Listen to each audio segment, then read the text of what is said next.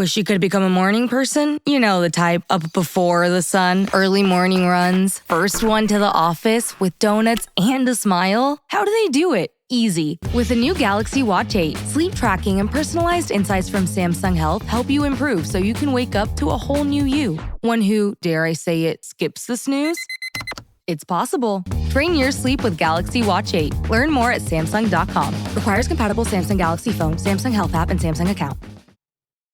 No one should have to choose between their own safety and their pets. But nearly half of domestic abuse survivors delay leaving because they can't bring their pets with them. Purina is helping to create more pet-friendly domestic violence shelters through the Purple Leash Project, so survivors and their pets can escape and heal together.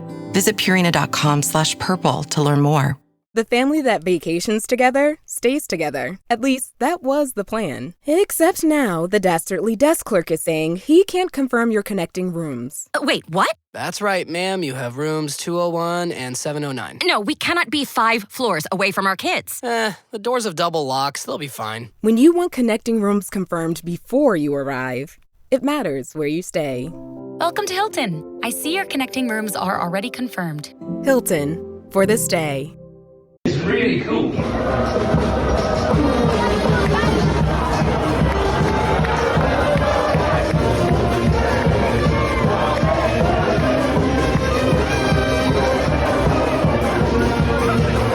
Bonjour, hello, and welcome to the Rosbifs Rugby Podcast, your one-stop shop for all things French rugby, Top 14, PROD2, National, Champions Cup, Challenge Cups, the French national side, and of course the brilliant town, cities, bars, restaurants, people, fans, stadiums, everything that makes the French game something we know and love. Rob, that's a very nice bit of kit. Is that the Barry? The Monopoly. Island, Monopoly. Barry?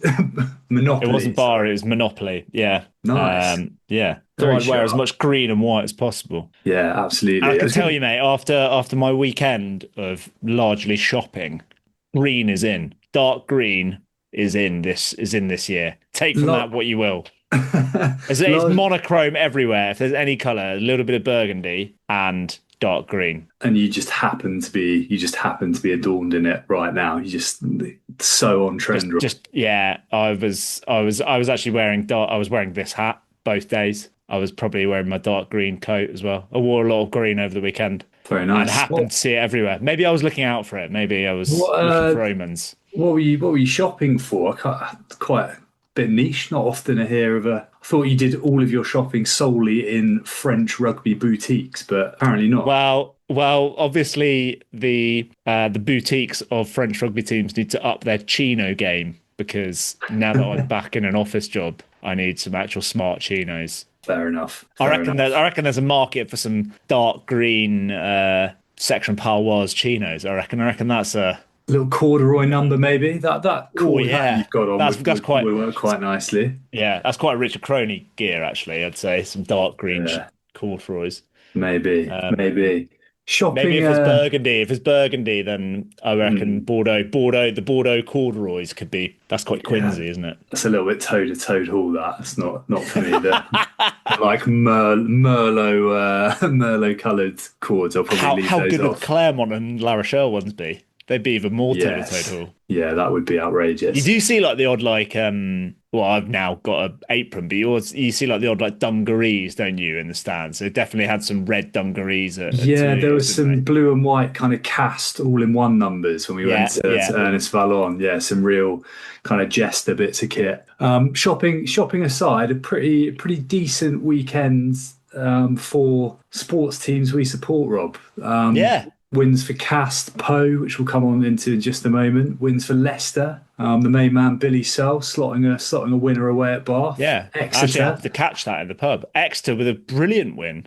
And perhaps most importantly of all, a lot of success in the West Country for both Tranmere and Wimbledon. Yeah. Big away wins. So, Tranmere 4-1 down at Bristol. Yeah, very Huge impressive. Win. Impressive stuff. I have noticed, though, actually, particularly following Cass the last few weeks, it is just another thing to be in the back of your mind to potentially annoy you on a Saturday.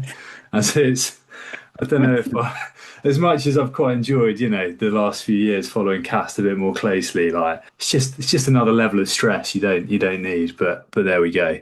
Should we, on that then, should we talk about your boys Poe, who I think we picked it out to start with. It was definitely the game of the round, given how the league was set and how the two teams had performed. And you must be delighted, Rob. Like no small amount of drama, quality, great result. Yeah, I mean, well, it was also the only televised game on Premier Sports, like actually live on TV, albeit the post-match interviews of Kilmarnock versus Inverness Cali Thistle or whatever it was were more important than the first two tries that Toulouse scored. Yeah, it started 10 minutes late, 10, 15 minutes late. And to be honest, at that point, when it did switch over and I saw it was 2 tries down after 10 minutes, I was like, oh well. I knew this was happening. I got my hopes up, and I knew that, I should have known that Toulouse would steamroller us as always. But I think actually that kind of speaks to the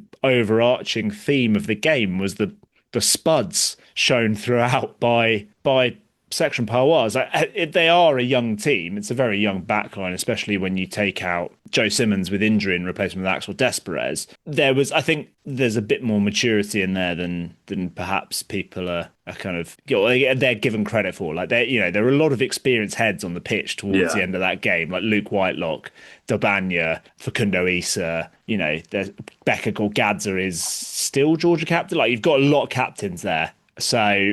Yeah, feels like a nice.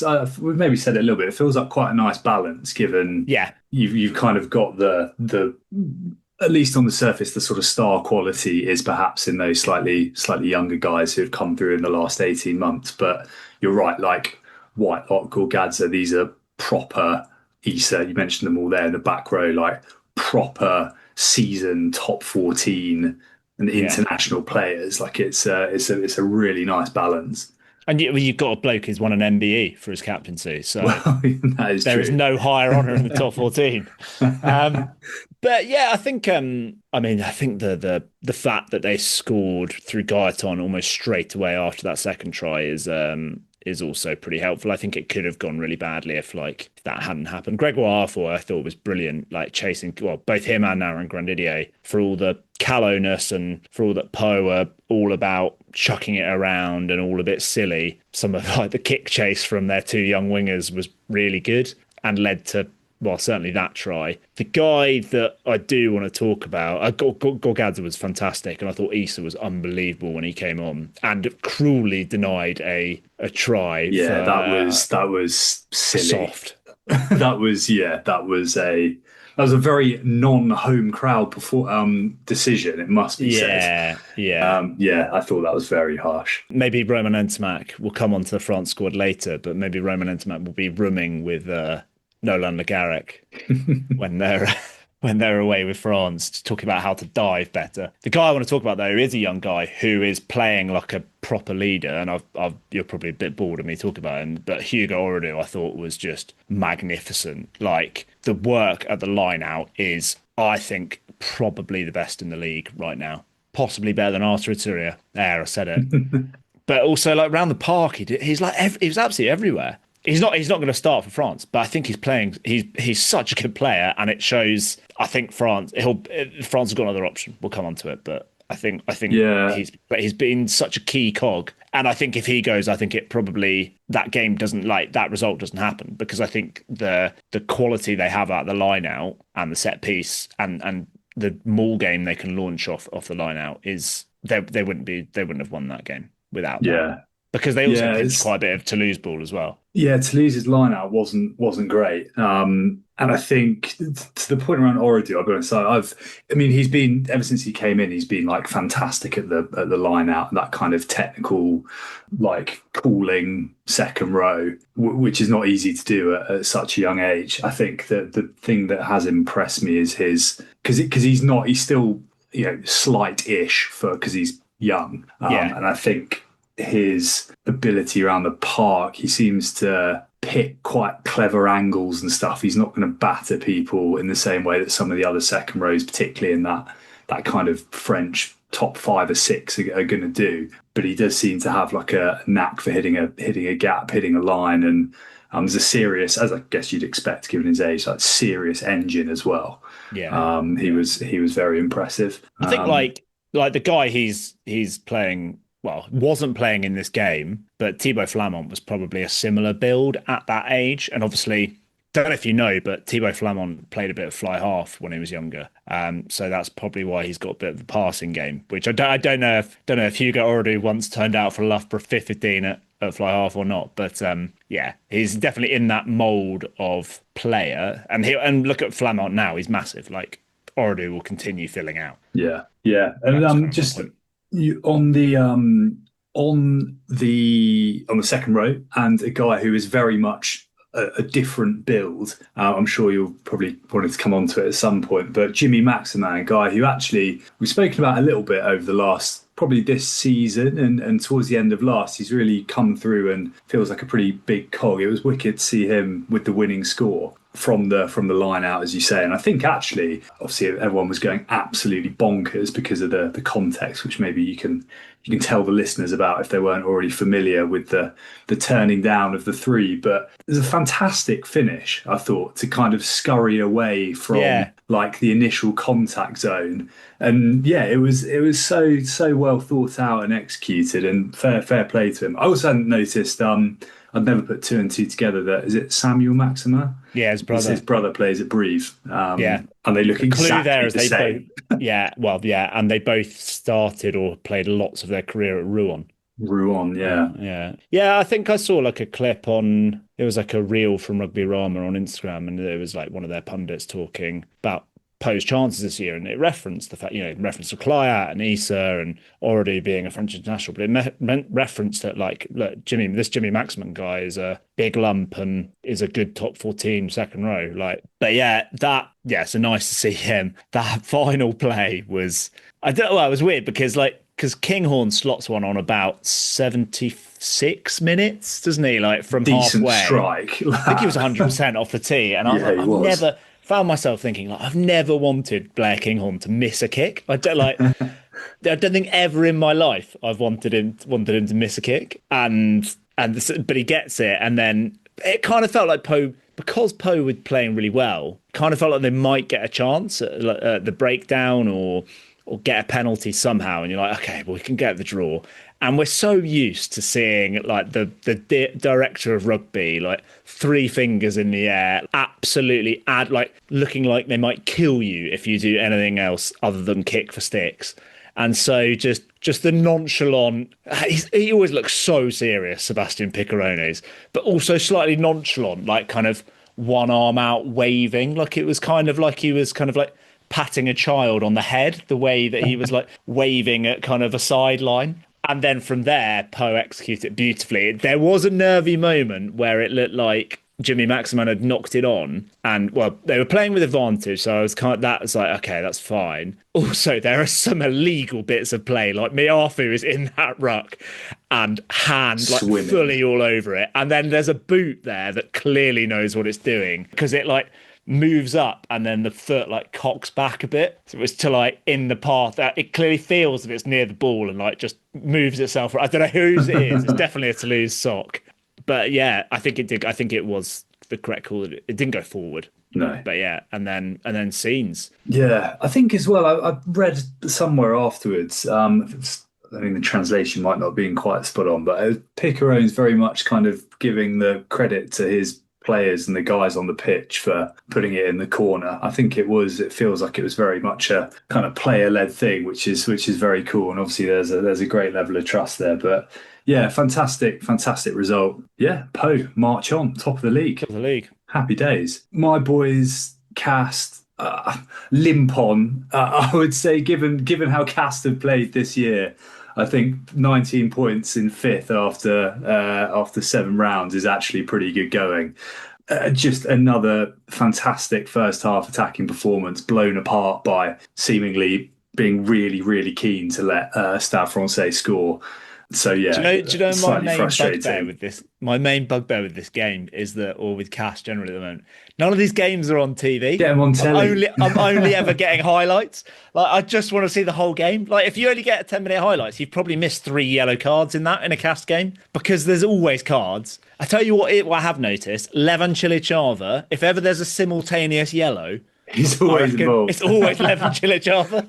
Yeah. Like Yeah. in the highlights, you see like two cards for cast and then a card for Stade Francais. You're like, oh yeah, that is the same time as the cast one. Something rogue has happened at a scrum. Oh yeah, 11 Chili Chava. The intercept pass that Kathangi is throws incredible, isn't it? Like, can that almost, obviously an intercept doesn't really cut it for the own try contender, but it is like it's so loopy, trying to throw a carrier bag. It is terrible. Yeah. But before that, they played some fantastic rugby. I thought the first try with Shabuni is like a really lovely team try. Enzo Hervé looks like he's settled in quite nicely. We've said before, he feels like a cast player, doesn't he? Yeah, just can't seem to string together 80 minutes, but I think take it and move on. One thing I would say from this game, if anyone does want to watch the highlights, Thibaut Matassi, I think his name is, who's playing at 9 for Stade Francais for, I think the first start this season, certainly, scored a brilliant try in the first half. Fantastic move with Joe Jonas heavily involved as well. Stade Francais obviously a little bit weakened, but yeah, decent defensive bonus point for them. They'll be pretty happy. That's pretty good. Where to go next? Just maybe a bit of a couple of horror shows continue a little bit. La Rochelle did rather breeze past Montauban as was probably to be expected. And I'm saying, having looked at that team, I think 54 points or whatever they conceded is quite a good result. Given what's happened before as well. I feared the worst because that was a really, really changed up side with good reason in my view. Absolutely. I mean, their eyes are firmly on next week, as are now Perpignan's, who will be travelling to Montauban. They are still have the luxury of an away game to rest. Still no points from 7 fixtures. Bordeaux pretty comfortable going past them.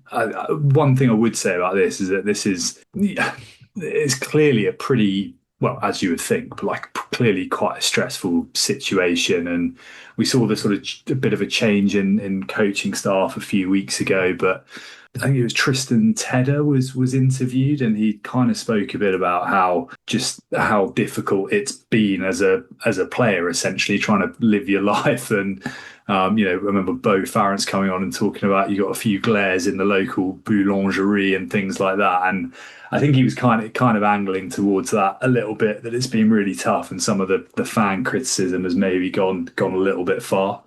It's not a big place. It's not big. No, and obviously known for being arguably the most, or one of the most vociferous sort of groups.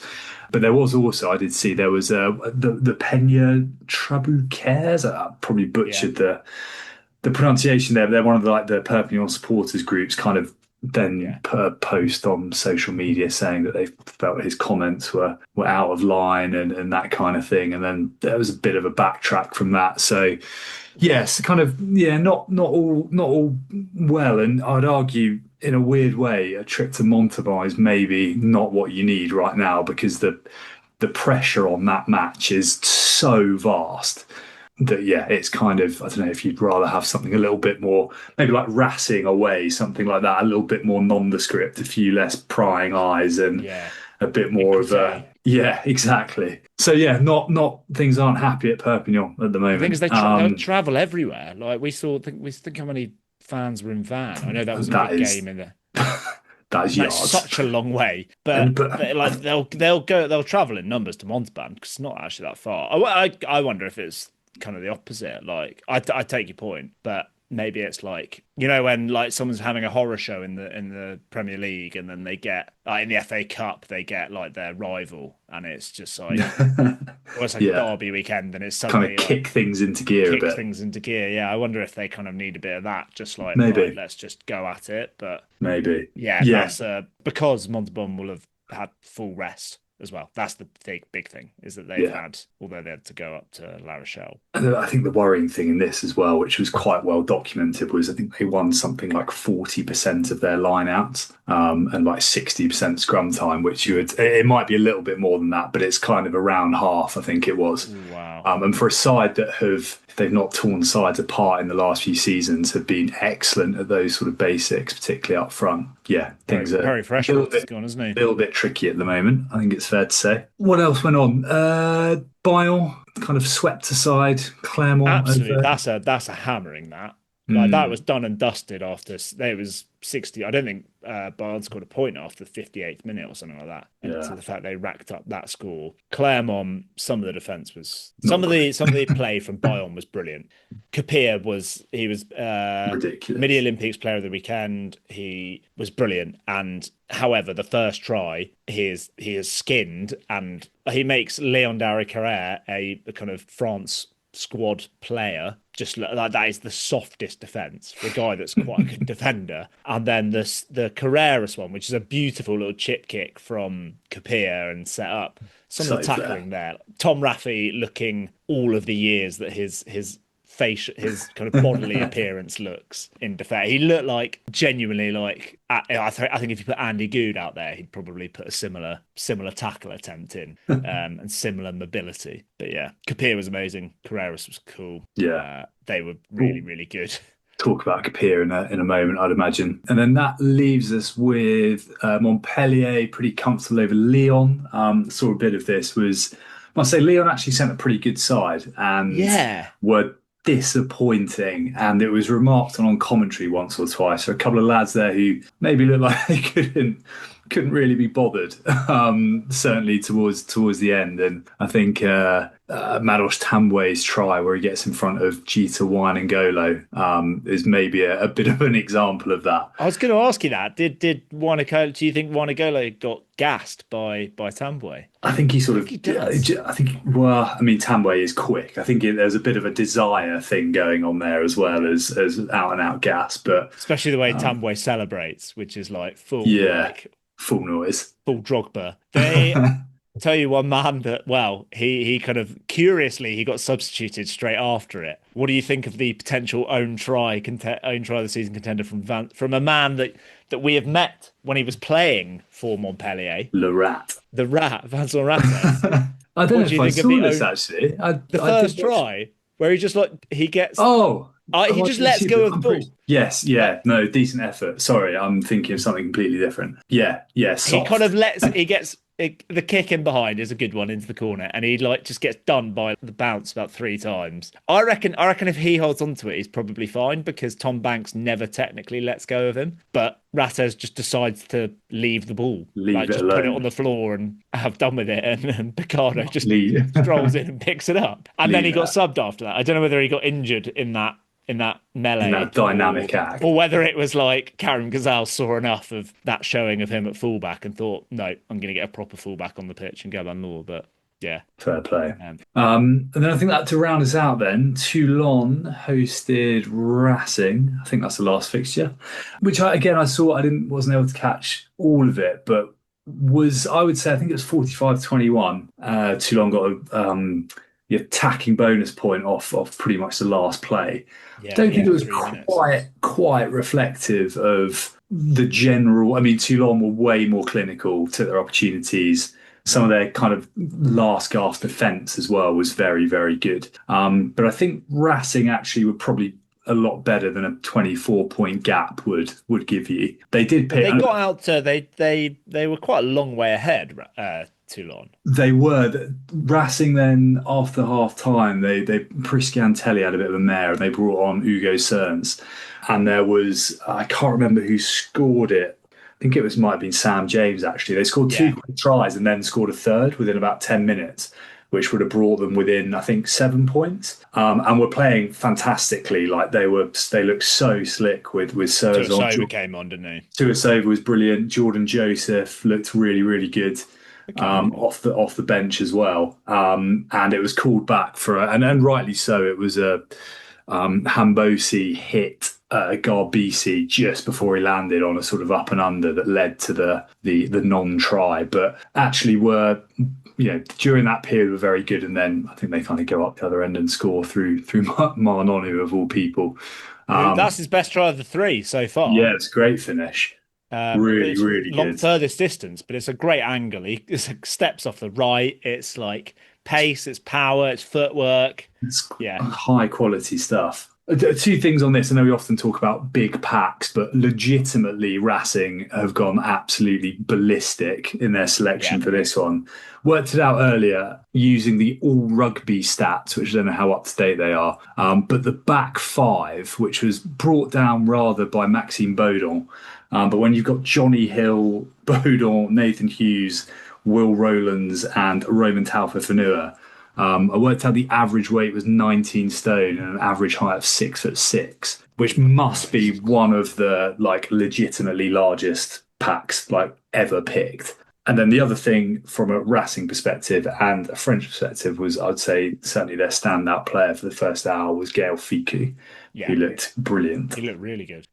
Talking of France, a guy that set up a wonderful try. Well, he played a big role in the first try and then set up a lovely try as well. But then went off injured. Baptiste Serran was like a rib issue or something. Oh, was it? Okay, I think so. I don't know. I haven't seen anything today to suggest how bad or otherwise it is, but yeah. I feel like we would know by now if it was like 6 months or something. Yeah. The hands from Garbisi as well for the Brex try are really good. What I was going to say, that was what I was going to say. But so interesting that Racing went for that pack, but Toulon went for probably their most mobile pack available with Abadi and Mercer alongside Ludlam in the back row. They had Olivon in the second row. They had Sinclair at tight head. They had Jean-Baptiste Gross. So yeah, it was feels like a kind of strange mix, and it seems like it worked for Toulon. They played with quite a bit of pace early on that seemed to be a bit too quick for Racing. Yeah, I'd agree with that. Yeah, pretty entertaining round though, it must be said. We'll do a little bit of Pro Day there because we've got some big fish to fry in just a moment. The first game, the Thursday night, the most important thing that obviously happened was a big shout out for Rosbif Rugby in the half time. If you were watching, Big Robster and Big Dick. Yeah, an interesting use of names, but shout out to our mates there. Thoroughly enjoyed that. Van were pretty good, and again, still feel like there's a bit in the tank there. The winger's name escapes me. Ben Miguel, who scored a fantastic try and maybe butchered a second from a brilliant break, but it would have been an incredible individual try. So probably worth the white line fever he inevitably had. There were a couple of pretty interesting away wins actually this week. There were. I should say just before we move on, I was happy that Van did some attacking. The attacking looked good. I thought there was a lot of mistakes. The first 20 minutes, the second half, utter dross. It's just mistake after mistake. But Van did at least show some attacking intent, which is what I wanted. And they showed some really nice attacking shape. And Lafarge looked quite good at 10, like organising it. So yes, there you go, Van fans. I've accepted that there's going to be some attacking rugby. I'm going to get off your case. I need to find another. Whose case am I going to get onto next? Breathe, probably.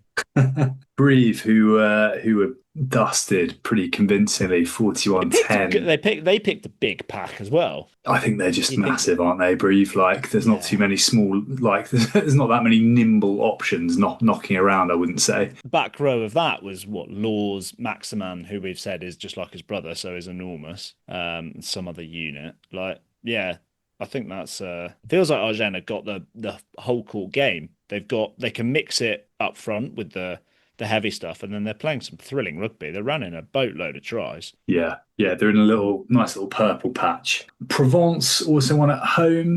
Nevers, credit to them, got a losing bonus point as they did at Grenoble, so their half decent start to the season continues. Tamana Harrison got red carded. No, they didn't. Did they not? Oh, 6 points off. It's 5 points, isn't it? All right. Sorry, Dad. Done you. Anyway, Nevers, I think, are going all right because that was a real changed upside. Albeit Tamana Harrison was sent off for a forearm smash to the face. Not long after, it looked like he'd basically done the same in scoring a try. So that was not particularly pretty stuff. Mont-de-Marsan beat Grenoble as we thought they might. Amazing. Good win for them. Mont-de-Marsan have won 2 games. They've been Van and Grenoble. Yeah, they've been pretty good. Aurillac scraped past Dax. Aurillac also, who played with 14 men, and Dax a lot of the game. they played with 14 men for a lot of the game and played with 13 for a decent chunk of it as well, I think. Yeah, I think Dax would be pretty gutted because they had a try disallowed on 80 minutes as well. They actually scored I think one of the best tries I've seen this season. Their number 6, Jean-Baptiste Barrère, in the first half scored an absolute beauty. That was very, very nicely done. But Aurillac secured the goods. And then, the slightly more... They were 27-13 up. They've really cocked that up to lose 36-33. Against 14 men and at 1 point 13 men. Yeah, they are bottom of the league though. I think cock up's probably 2 try differences. I don't think is that much in the modern game. I'll be honest with you. You see it happen quite a bit, and they nearly won it. Enough. Were it not for I haven't actually seen the TMO decision, but it seemed a bit. I think it was contentious depending on which side of the debate you were on. But the exciting stuff. So Colomiers beat Carcassonne away, which again narrow but looked pretty good. Valence pulled off their second really impressive away win of the season, away at Béziers, who to that point, I know they've been pretty hot and cold, but had actually been going pretty well. Picked a strong side, and Valence seems to be going from strength to strength. They are the new Sax V. Play with a load of attacking flair, get loads of away wins, score a load of points, high scoring games. The new Sax V. And because the old Sax V are no longer, it would seem. Yeah, they're struggling a bit. Done on the. There have been so many last play of the game wins or denied wins or whatever you want to call it this year. Like I reckon we're probably at 10, 11, something like that already. Yeah, tough one. I mean, amazing win for Biarritz to have been the winning kick is not that hard. Like it's about 35, 40 metres out. Fairly straight, but from a scrum penalty that I think was maybe a little bit, I don't know, it's a big call on a scrum penalty when the ball hasn't been fed, I think is always a bit of a bugbear of mine.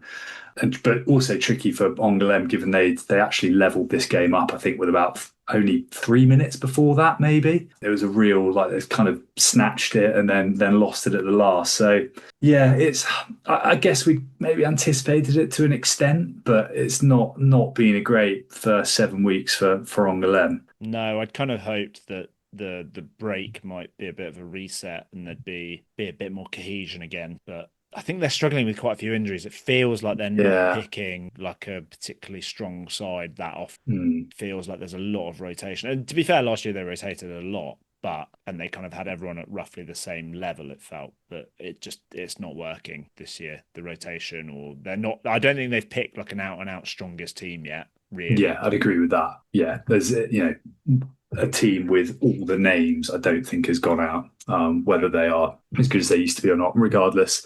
And they've got to go to Brive next week, which is not easy. Valence hosting Agen is the game that will be on FR UK. I think we're going to be hopefully doing a little bit of preview stuff, so keep an eye out for that. If Agen decide it's one to target, could be a real crack of that, but we'll see who's picked. Is Bo going to be back? Could be. Possibly. That'd be cool. Very cool. Okay, we're going to be back in a bit because there's a small matter of the France squad that's being picked in the next couple of days.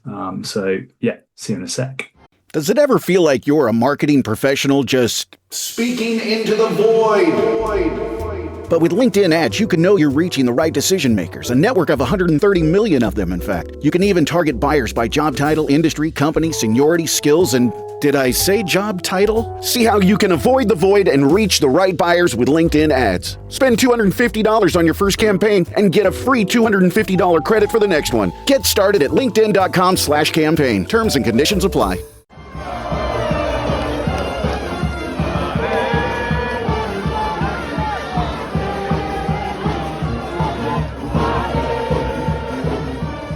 All right, Rob, the nights are drawing in. It's getting darker. It's getting colder. The autumn internationals are upon us. You are slowly finishing off some sort of fruit and nut bar. So I'll keep talking while you chew that down.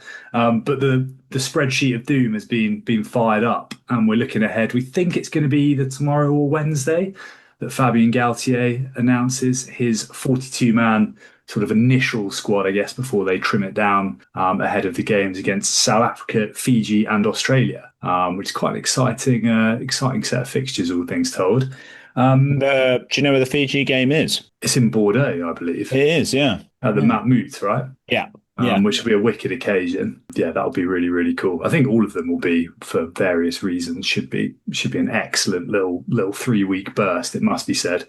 But yeah, we're going to talk a little bit about our kind of what we're expecting, what we're hoping. How do we want to do it, Rob? Well, you mentioned the spreadsheet of doom. The spreadsheet of doom is looking for people that aren't aware. It's basically we have a spreadsheet that we did a depth chart on after the summer internationals with lots of colours, and it seems to have gained even more colours, which is all my doing, to be fair, because the France squad is quite a complicated one, I'd say, at the moment, and trying to get agreement. I've seen a few people kind of doing their France squads, and seems like it will be Wednesday when it gets announced. But there seems to be some general agreement on a few areas, and quite. Don't know. It feels like there's a lot of agreement, but I don't really agree with the kind of consensus. Okay. And also, there's an element of people like of just fantasy rugby. Like France will not be going into this autumn international squad with 8 centres. You'd imagine. Well, they took a lot of outside centres to New Zealand, but I don't think the 42-man squad will have 15 back rows and 8 centres. You're looking a bit thin in other areas if you do that. It is definitely that time of year, or that time in the top 14 where speculation and the hype machines are in full output, because everyone and anyone is being put in the France squad, if according to any pundits or viewers or fans, and everyone's getting their kind of 2 pence in. Yeah. So we're looking at, we think, you may disagree with this, but roughly speaking, I think we're going to see, based on certainly last year's 42-man squad, we're going to see 3 of each in the front row, unless they decide they need a little bit more depth there, which maybe they do, given some of the injuries. Probably 5 roughly out-and-out second rows, 9 in the back row, 3 each at half-back, 4 or 5 centres, and then 7 or 8 back 3 players. I think brings us to 41 and a half or something like that. Where do we want to start? Because I'd say some of these areas are feeling a bit more locked in than others. The depth chart is looking great because they haven't been touched by injury, and others are maybe looking, there's very rare you'd say the cupboard's bare in any position, but perhaps barer than Fabien Galthié might like. Yeah, I think we'll run through it position by position, but I think talked about the general consensus. I think there are a few that there is if they aren't in the squad, it would be unfathomable. And I think those players are Jean-Baptiste Gros at loosehead, Julien Marchand at hooker, Thibaut Flamand, Michael Gouillard, Manny Miafu in the second row, Paul Boudon and Francois Cross, I reckon, are the only absolute lock-ins in the back row. I think, and they will come on to this, I think Aldrit is locked in, whether we think he should be starting or not. That he'll I think we're going through people that 100% of people will agree on. Fair. Roman Antamac at fly half, Gail Ficker in the centres, Louis Biabire, Damien Penaud, Thomas Ramos. Those are I don't think anyone is saying none of those players should be in. There's quite a few others that are all but guaranteed, for example, Nicolas Deporter, Nolan Le Garrec, Anthony Jelonch, those sorts of players that they can be pretty certain that they're going to be in the squad, but there might be some people that disagree with that. I think there's a kind of core there, with the obvious exception of there being no tight heads and no scrum halves that are absolute lock-ins. But there's a core there that is pretty damn good before anyone starts worrying about France over the autumn internationals. Yeah, and I think, should have a little look at the front row maybe to start things off at the top. The hooker, obviously Peter Malvac is out injured, but I think actually the stocks here are looking pretty phenomenal, as they have done for a while. Obviously Marchand is dead set. Yeah. I'd argue there's the next 2, you'd kind of be happy with either of, I think, the 4 that we've got down in Bougarit, Barlow, who both were on the tour to New Zealand. Barlow captained, didn't he? I think in at least one of the tests. Barlow captained second test, and Bougarit started the third test. And was brilliant. Yeah. And then you've got Maxime Lamotte and Guillaume Cramont, who's obviously been tearing up trees for Toulouse this year. That's the name that everyone that's a classic example of people just playing like fantasy rugby or like just getting all carried away with the hype. Like Guillaume Cramont, we said last year, it was actually in the Po game, wasn't it? He did something freakish and he set up like an unreal try. Or he finished, there was Dupont like out the back pass, and it's actually a hell of a finish from Cramont. It's like, this guy is a serious player for the third choice hooker, and he is playing some brilliant rugby. But I just think there's so much, I just think like they're playing South Africa. They need the guys that have got experience, a bit of a harder edge, like Borgerit and Barlow, where, you know, these guys are season campaigners. Borgerit's a double Champions Cup winner, and they've probably both got, at least double figures caps. Borgerit's probably got 20 odd caps. Yeah. I'd probably... People love Maxime Lamotte, but I just think he's not there for me in the throwing. I don't think. Maybe I could. I mean, maybe slightly sacrilegious given Gaëtan Barlow's as a cast Olympian, but I could flip a coin on either of those two. But I think Bougeret is second choice, and Barlow set piece, probably both scrummaging and line out. Yeah, maybe shades it, as you say, given the first match, which all eyes are on. Where do you go at loosehead then? You've mentioned Gross. Obviously, he was so fantastic and has been amazing in the last 12 months for France. I don't know if Cyril Bay is fit. So Cyril Bay played in round 3, but hasn't played since. He's not got a great injury record, so who knows like whether he's just being kept back or he's actually injured. And I think like when we put this up on our socials, we'll highlight players that have been ruled out because of or we have not included because of injury and would definitely have been in otherwise. And Cyril Bay is one of them, but I think we've done this on the assumption that he is not there. Yeah, I think that's fair. And I think Rodrigue Netti deserves a shot. I know he didn't tour in the summer because he was tied up with Toulouse, but he plays a lot of games for Toulouse, and I think he's a really consistent performer at scrum time, and I think they kind of need that. Yeah, they don't need anything particularly outrageous as their backup loose head. Do you think you would assume after certainly this year he's been really quite impressive, Baptiste Dossier? Do you think he would be second choice to Gross as it stands on form? I think on form he's had a really good start to the season. He was not great over the summer. So I think in our depth chart we had him going a little bit after the summer tour. We had him going down, but I think the way he's come back, and Berrier hasn't played that much, and I'd say it's between those two and Netti. But you've got another name in there that I'm intrigued you're bringing back. Well, I think with an eye, 1 to South Africa, 2 to your point around kind of experience and a bit of edge, and whether Reda Wardy comes back in.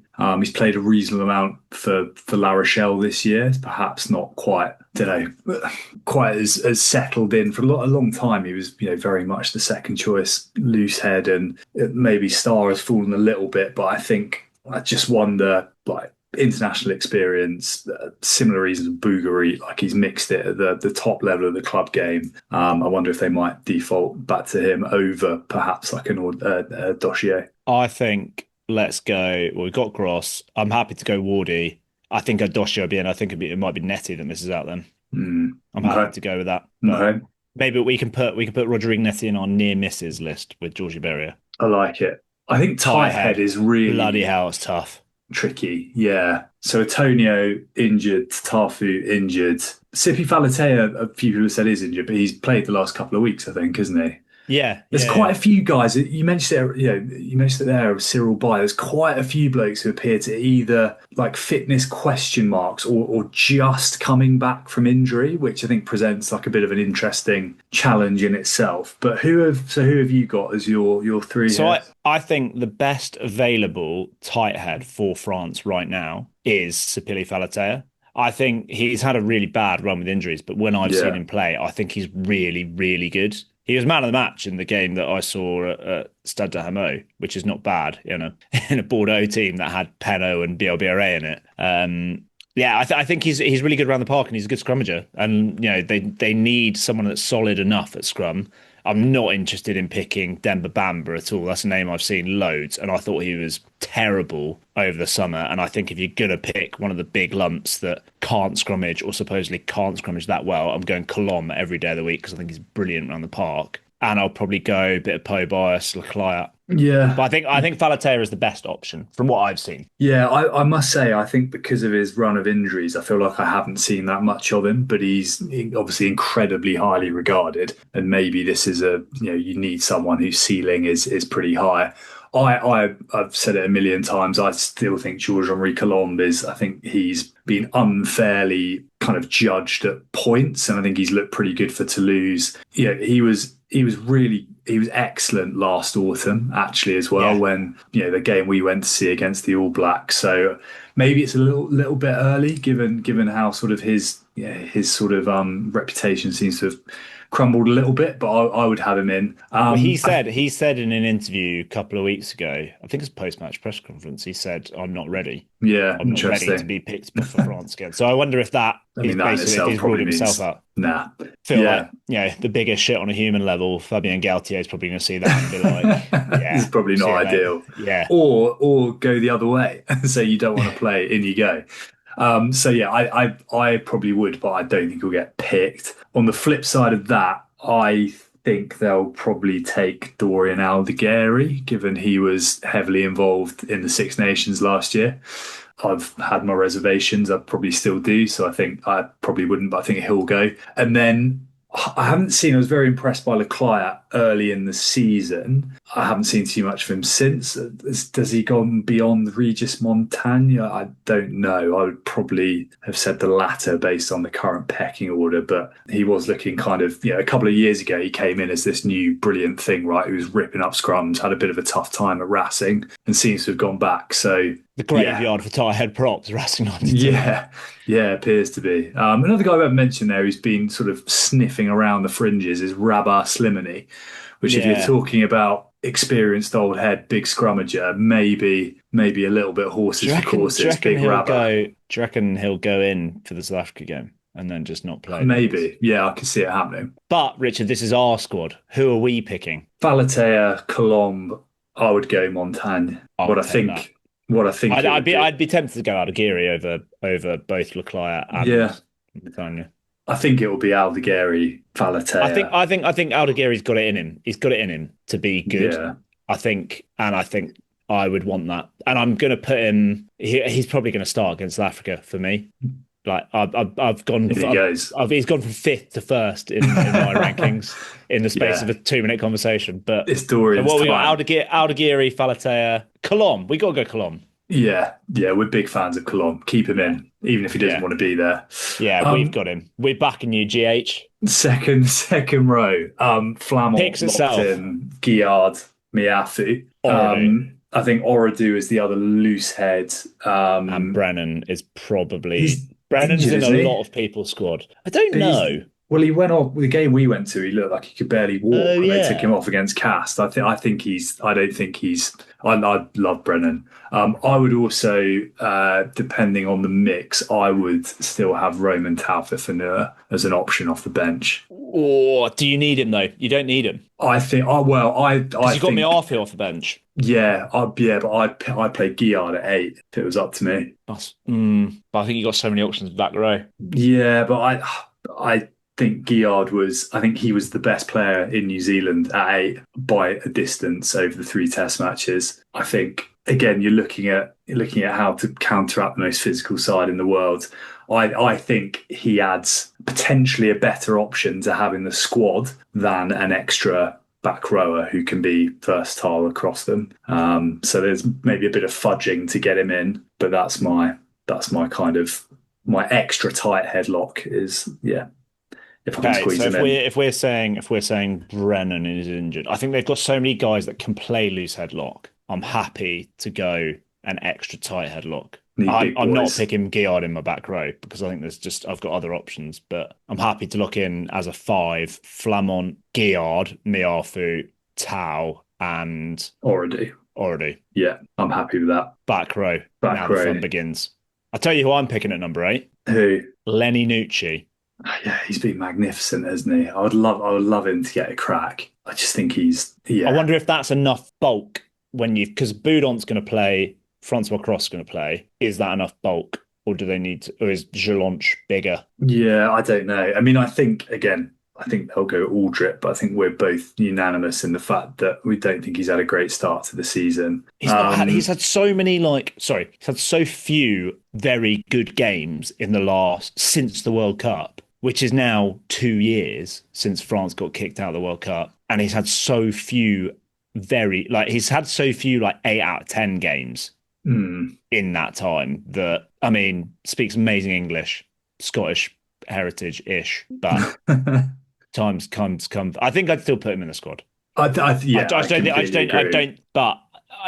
think he makes my match day 23. No, I don't know. He's a bit of a start or not sort of player. I also guess the flip side of this is that there's a chance they could be going with a 7-1 bench, right, which opens up the opportunity for a few of these guys. Cross Boudon, yes. I don't know if I'd start him, but I would want Nucci in the squad. Jelonch feels like he's getting back to somewhere near his best, which is amazing. Yeah, so I don't think any of those, and I think Aldrit will be in. I don't think any of those are that contentious at all.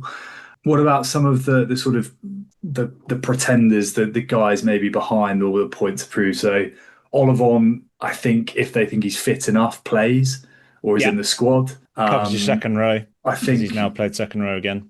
I think Jegu did enough last year. He was very impressive, wasn't he? I think it's easy for people to think about guys like Kapir and forget that Jegu was outstanding and played a bit of centre in an outstanding performance against Ireland away. Yeah. He hasn't torn up trees this season for La Rochelle, but he was so good in that Six Nations that he's got to play for me. Like we saw, it's his jersey, that 20 or 21 jersey, I think has to be his. I think that's really, really good to take it off him. I think that's fair. You mentioned him there. We've got to talk about him. I think Kapir needs to be in that wider squad. I think he has been. I get there's like hype cycles and things, but I think he on paper has everything, and particularly if there's, I think I saw Paul Edison the other day put something out, like if you're looking at a 6'2", 7'1", a guy with that skill set and that gas as well as some size, he could fit that mold perfectly. Like I think he's well worth a shot in that squad. I think you look at the three big moments from his game on Saturday. You had, one, he's hanging out on the wing and burns a guy that's made France squads as an outside centre before. There's the chip and chase and sets up a winger. And then his second try, he is in an outside channel basically at 13 and comfortably burns a guy that he's going to be in contention with in Kylian Tisserand. I think if you're looking for the hybrid player in this possible 7-1 split, I can't think of a more perfect player than him, other than Sekou Makulu. Sekou Makulu, yeah, justice for Sekou. But sadly, I think Kapir's in there. Yeah. Whether he makes a squad, I don't know, because like I said, I think Jegu is the main man there. But I think, despite the fact he had a really good summer tour, I think Kapir comes in over Tisserand and possibly Woki. Like possibly Woki's the other guy that misses out there. Because I think Fisher goes. Fisher I'm picking because they like. I think we kind of talked about it when we did our depth squad over the summer. It's the kind of, one's a work rate physicality guy, one's a line out athlete, and one's your ball carrier in your Galthié back row. I guess you've kind of gone for Guillard as your main ball carrier, but I'm going for Nucci or Jelonch as the kind of give him the ball as much as often and get him to run through walls. And then Boudon's your physicality with Fisher as the backup, as the kind of work rate physicality guy. I think Boudon and Cross are so similar and so interchangeable that Jelonch and Nucci are fine on the flanks as well if need be, right? So I think I mean the stocks are unbelievable. I'm in total agreement with all of this. So I think the 9 then we're saying Boudon, Fisher in that kind of big bad blindside sort of role, Francois Cross, Jegu, Woki, Kapir, Olivon, and then that leaves us Lenny Nucci, Anthony Jelonch, Greg Aldrit. That's loads. We need to bin someone off, don't we? No, I thought we 9 was fine. That should be all right. That should be all right. Yeah. I think 9's fine. Yeah. Yeah. Cool. All right. Back row. Like loads and like a good, and Olivon and Woki and Boudon will cover. Can all slot in at 4 if they need to. Yeah, I think scrum half maybe a bit more debate. So let's tick off fly half. Endsmat's going to be in there. I think Jalabert, and then I'm guessing. I don't think they take a third. I don't think they need a third. But I think they'll pick one in the 42. I think they always have done. And obviously, Ramos is the one who would actually play come ahead of Jalabert. In which case, I think they'll take Joris Sagons. Is my feeling ahead of Hastel. I think so. Yeah. I think he deserves it as well. I think you're pandering to the hype. I think Hastel is the better all round player. But I'm happy to go with it's the guy. Whoever's in it is not gonna play. No. There's no point in that person being in the squad. The only argument you could make is that Hastel should go because at least then there's a semblance of covering 15. But there's loads of guys who can cover 15. Yeah. I given this is our squad, I'm going to challenge that we need the third. This is our squad, not Galthié. I don't think we need a third fly half. Okay, we need to find somewhere else to put someone in. we've both said that Ramos would play probably ahead of Jalabert anyway. So what's the point in having a fourth choice fly half in your squad? Given that you've got Le Garrec to cover 10 as well if you need to. All right, we'll tally this up at the end to see where there is a count somewhere on the big bad spreadsheet. Right, talk to me about scrum half. Well, I think Le Garrec goes, right? Like, he was the first choice over the summer. He's been in and around the squad. He's been all right at the start of the season. We know he's capable of some brilliant stuff. We're assuming, we know Tony D is injured. He's not going to play before the end of November, even though he's going to train with them. We've assumed Maxime Lucu is also going to miss the start of it. Yeah, although I did see something saying that they think he might be back this weekend for Bordeaux. Well, that could change. In which case he has to go, I think. Yeah. He's first choice. So far ahead. Yeah. I think it's more fun if we say that he's injured. Okay. Because I think if Lucu's fit, it's Lucu, Le Garrec, and probably Junot. Yeah. But I think if Lucu isn't fit, I would have my starting 9 as Baptiste Serran. I'd have Le Garrec, and then I'd have Paul Grau. Okay. With Lucu's, because I don't see Le Garrec yet as the best starting scrum half they could have, and I would rather have Serran or even Grau as your starting scrum half. I would not have Paul Grau above Baptiste Serran or Nolan. No, not above Serran, but I would probably. I'd have Kuyu in there ahead of Grau if Kuyu was fit. Yeah, I'd probably have Kuyu ahead of. I'd have Kuyu ahead of Junot as well. Yeah, I haven't seen enough of Junot. I thought he was pretty good in. He had a stinker in one of the games, didn't he? Like, knobbed everything out on the field, didn't he? Yeah, and the other one he was quite good. He was sort of a bit hot and cold. Look, I'm going to give you Paul Grau. I think he has actually been really quite composed this season. I'm not totally sold, but I think it's a pretty compelling case, and we are talking about a side that has potential. Well, three arguably of the best guys not available. So yeah, let's go with him. Are we starting? Can we just say that we're starting Serran as well, just for my own satisfaction? Go on then, I'll give you that. Sweet. Okay. Centre. The hype train. The battle of like multiple hype trains. The battle of the hype train. You mentioned earlier Fiku. So the four, I know you said they're maybe not all like everyone would agree 100%, but I think the four that are locked and will make up the combinations one way or other are Fiku, Barassi, Deporter, and Gaetan. And you've got a bit, I suppose maybe a couple of guys there who are more naturally 13s, but actually are more than adept and actually very good at 12 as well.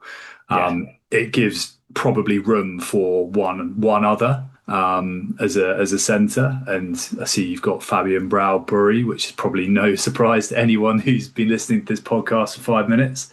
I'm very happy with that. I think he's been excellent for like a sustained period of time in the top 14. You've got the possibility that you can play him with Gaetan as well for a bit of familiarity. Like I think it makes complete sense.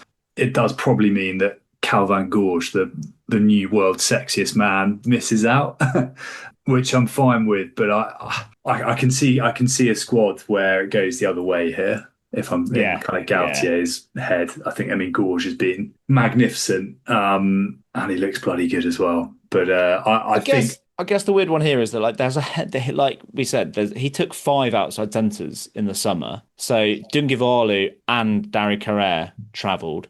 and Teo Mille travelled. I know they didn't play on tour, but like they feel way off the others to me. And it feels like Gorge is ahead of them. Mille's a fine player, but Gorge and Brabbery have a bit more X factor. Nene seems to have like fallen away. Yeah, I mean, he's not shown enough yet. I'm not even sure he's fallen away. I think he was just parachuted in really early. Yeah. He's looked okay at points for Stade Francais, and he's not been playing that long regularly in the top 14. So yeah, I think, but I'm happy with Brabbery. I think there's a level of consistency which realistically, if you're potentially playing a proper test match, I think you maybe need behind you. Who are you picking for South Africa? What's your combo? Fiku and Deporter. Yeah, same. Yeah, definitely. I think it could well be Fiku and Barassi though. Yeah, maybe. A bit of grunt. And then, to round it off, the backs, Louis Biel-Biarré, obviously, Damien Penaud, semi-obviously. I think if we agree that if Atasogbe was around, he was excellent. And Penaud's form maybe hasn't been quite where it could be, but I think they'll start, and then Ramos at 15. The other wingers... I think Dreyan's got to be in there. I think he's got to be. He's performed at such a level for so long now. Yeah. I think he's a brilliant option. The other guy on the left wing who stands out is Labelle, I think. Yeah. I think we're agreed on that. And then he's such a good all-round rugby player, Mathis Labelle. I know he's rapid, but yeah. He's a brilliant finisher, isn't he, as well? Yeah. I've just seen a 12 that's massively injured, but Jonathan Dante I would have put in there. But he's now out for ages. And Antoine Frisch is out for ages. It's more genuine 12s. And Mofana, we should say. Yeah. Sorry, I just got sidetracked. I saw those names. So that leaves you, I think they tend to pick 8, give or take. So there's maybe room for another winger. Which I think should be Tom Spring. There's no Gabin Villiers as well as no Atasogbe. And I think Tom Spring was good over the summer. And he's been pretty good at the start of this season as well. Yeah, happy with that. And then the guy who I would have, I think we both have as the backup 15 is Czech Tiberian. I think he probably shades it over Domon. I think Barre will be in there. Yeah. I don't think he should be. Yeah, I think that's fair. He feels like he's a bit of a Galthié favourite, right? There's clearly something he likes there and he wants him to play, which I'm not totally against, but he does seem maybe a little bit more error prone than you would want from an international fullback. But Domon excellent, but I'd go Tiberian as the second choice. I think he's been really good for again a sustained period of time. He's playing some great rugby at Bayonne, like really rounded skill set as well. Like great. Well, he's probably not a kick, is he, for France? But like off the tee, kicks out of hand really nicely, quick, strong, nice option. I think we've got one more space for either another 10, another centre, another back 3, or even another back row if we really want. Ooh. Macalou can do all of them. There you go. This is our squad. Let's do it. We want Macalou. Yeah. We want Macalou. He's in. Yeah, some sort of leadership capacity. Should we on the graphic? We'll put him on the wing and it'll throw everyone, and everyone goes natter. We'll bait people with that. Perfect. Captain. Put the centres. Sekou Macalou. Oh, he's so good. He's such a good player. Cool. Well, I mean, it's fun, isn't it? I think for all the gaps, there's still a pretty exciting side there. It's weird. I think 9 is weird, right? Because it's like those guys. There are so many good options at 9. Like there would have been a time when England and Wales would have killed for Baptiste Junot or even like Thibaut Dabagna as like a steady Eddie option. And yet with 3 injuries, it's kind of like they look a bit not as good because they're missing. Well, they're missing the best player in the world. They're also missing another world-class scrum half. Yeah. And it suddenly looks a bit different without those 2 there. Tighthead, I think, is a real worry. I think the front row is a little bit of a worry. Particularly against South Africa. Maybe not the game to be going in with sort of 5th choice props, but I think they'll go 7-1 in that game. And it will be something like Guillard at 8, maybe. Yeah, possibly. Miafu and Tau. I think it could be the big lumps. Very possibly. All right. Well, that was quite good fun. They're looking. Let us know what you think. If you get in touch, slate us. Who's your in that 40-second man? Who is it? Who's your Macalou? That's what we want to know.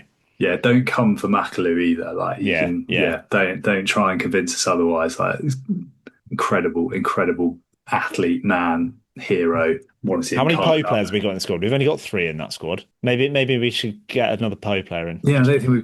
Gregoire Foy. Don't think we've got a single cast player in there either. Absolute farce. Never mind. Anyway, let's wrap that there. We'll come back in a sec for a couple of petty fours. Thursday Night Football is on, and it's only on Prime Video. Let's go record! This week, the Minnesota Vikings head west to face the Los Angeles Chargers. They'll take that all day. Coverage begins at 7 p.m. Eastern with football's best party. TNF Tonight, presented by Verizon. Not a Prime member? Not a problem. Simply sign up for a 30-day free trial. It's the Vikings and the Chargers, Thursday at 7 p.m. Eastern, only on Prime Video. Restrictions apply. See Amazon.com/Amazon Prime for details.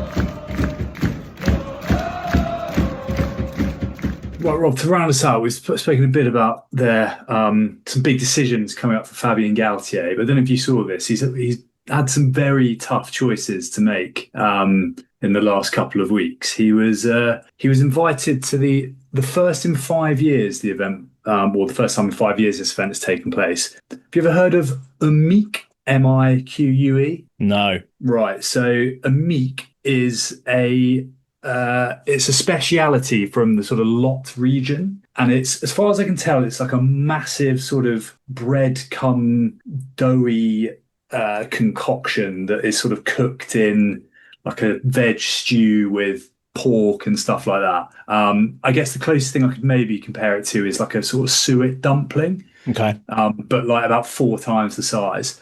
Anyway, so this World Championships was held in Salviac, which is apparently his neck of the woods. It's kind of between Brive and Montauban, quite near Montbazillac. And Fabien Galthié was one of the judges on the panel for the best mique in France, in the world.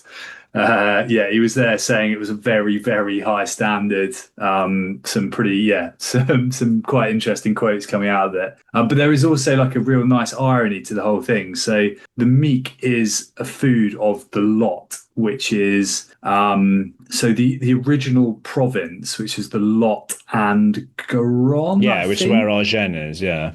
Yeah. So do you know what the old province name for those two kind of combined areas is? It's a name that's been on Galthié's lips a little bit. It's the dish is actually from the old province of Quercy. Oh, Quercy. Yeah. No way. Oh no, yeah, Ringo. Sorry, yeah, Fred Quercy. Yeah. Yeah. So yeah, he's been chowing down on some. I'll be honest, it didn't look like the nicest thing in the world, but I'm sure a good one is pretty tasty. So yeah, shout out Fabien for his mique judging skills. Apparently, there we go. In Quercy, unbelievable. Have you got anything that's been keeping you interested? Similar lines to, I've just seen this on Blue Sky, thanks to Ilta Daffith. Not Fabien Galthié's job, but you, Richard, could be, if you wanted to, the France head coach. Oh, wow. Applications are open for the France women's head coach job. So check out Ilta's post on, I think I've reposted it on Blue Sky. You can submit your application. It's David Ortiz, isn't it? And Gaël Mignot. If they want the job, they're gonna have to reapply. They're not just being kept on. They're gonna have to reapply. So you could go up against them. There you go. See how you get on. Interesting. I reckon you could get to 4th in a World Cup. Easy. Yeah, they're quite a good side, right? So just needs a bit of just someone with 18 months of slightly ropey podcast experience. I'm sure we'll do the trick. Very nice. Starts on January the 5th, by the way. Are you free from next year? How do you notice it now? You might just about be. Yeah, I'm going to hand it in on the off chance that what's a more remote than an off chance, like in the bizarre shut down chance. Yeah, the bizarre twist of fate that suddenly moved from marketing into the French women's head coach role. That's cool though. I wonder anyone, I mean, it's quite a substantial position, right? So I wonder if any sneaky big names might be lurking in the background. Yeah, very cool. Who would you want to see? That's one people can get in touch. Who would make a good Urios? Imagine Urios. Yeah, maybe. Speaking of coaches, there's a quite funny video from the game on Saturday at Bayonne of Greg Patat basically telling Camille Lopez to relax as he was berating someone or something on the pitch. Clearly a little bit of a new coach over exuberance that Patat was smoothing over, which is quite funny. I've said this before, I always think Gregory Patat looks like the slightly disappointed dad that was like amazing when he was younger. Like amazing athlete, massive unit of a bloke, and just looks thoroughly disappointed at his offspring not being as good. I feel like that maybe Cami Lopez has kind of borne the brunt of that. Seems to be doing that into bringing that the coaching sort of vibe stuff into the coaching stuff. A couple of Bordeaux related bits. So big news, obviously, a couple of days ago, Tom Willis has signed for Union Bordeaux-Bègles. That's been announced. It's sort of seen him, I think, basically taken out of the England squad. Obviously, a pretty big call given he'd kind of wrestled his way into position there. He obviously played for them when Wasps went bust, right? I think he played in a top 14 semi-final. So, yeah, big signing for them. They love signing back rowers. They do love signing large back rowers. They're trying to sign a tight head, but they just thought, fuck it. Like, well, we like signing back rowers. We'll sign another. It's like Gloucester. You remember, like, Gloucester just kept signing rapid wingers. Yeah. Stick to what you know. Just load them up. Other bit of Bordeaux sort of loosely related news. There was we spoke last week about the Toulouse and UBB Trombo that was directed by Nance Duquang. There was like a sort of making of that you could see on the Canal Plus Instagram, which was, well, as you imagine, like completely ridiculous, but also quite funny. Mainly him carrying around like mops to people to use as wigs, which is quite fun. So you can look that up. And then, the two other bits from my side. One, there's a really interesting article about initiative. This is on the France Rugby official website about like a sort of rugby tournament initiative in French Guyana and how they're taking rugby into sort of quite remote regions of French Guyana, which is, very cool, worth a read. And then this one, which I think is got to be the front runner in terms of Petit fours this season. So we've mentioned him a couple of times today. Maxime Lamotte, clearly a sweet-toothed man. He has invested in a new branch of a shop called Madeleine Lamotte in Bordeaux. So Madeleine Lamotte is apparently incredibly well-known, highly regarded Madeleine shop in Dax that Maxime Lamotte came across on a pre-season tour or as part of a pre-season game a few years ago. He got chatting with the guy who owned it, a bloke called Vincent Delfour, who basically, then decided it was quite funny that he had the same name as the company. And 4 years later, he's invested. He's basically opened a Madeleine shop in Bordeaux with him as the kind of, I don't know, spokesman, front and centre. And there's some quite nice footage of him just like chewing down Madeleines and walking through with little gift bags of cakes. So, one for the next trip to Bordeaux, a little check-in at Maxime Lamotte's Madeleine. I found Madeleine Lamotte de Dax. Yeah, that's it. Yeah, apparently very... I can't find the... Well, it opened on the 8th of October, so it might not have made it to Google Maps just yet. But I want to see if there's if Google Maps just comes up with Maxime Lamotte with an apron on. I can't find any apron. No, it's not there. That's fun, isn't it? He does look like a baker's boy or like a butcher's boy, doesn't he? Yeah, 100%. Next time, reason to go back again, as if there weren't enough reasons to go back to Bordeaux. But yeah, that's me done on the Petit fours. Excellent. I don't have anything to top that. No.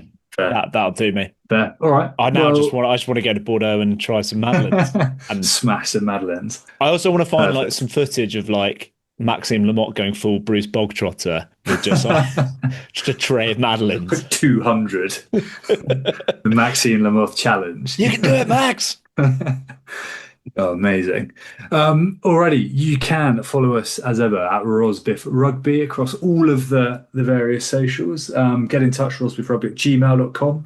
We haven't got anything up yet, so maybe just kind of hold off a little bit, but we've got some potentially quite cool partnership stuff, a little bit of editorial coming from the pen and mind of Rob and I, which is, maybe we shouldn't say that. Maybe that doesn't sound that good, actually. And Otherwise, keep an eye out for Argem Valence on FRUK on Thursday. That should be a cracker. Rob, anything I've missed? No. All good. Get your applications in for France. Get your applications women's head coach. Do it. Why not? What was the old Wayne Gretzky thing? You miss 100% of the shots you don't take. So give it a go.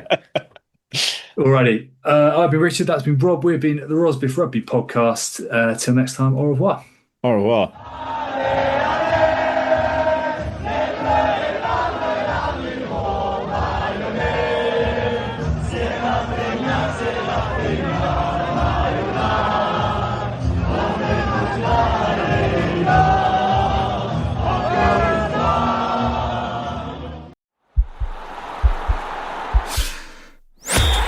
Podcast is part of the Sports Social Podcast Network.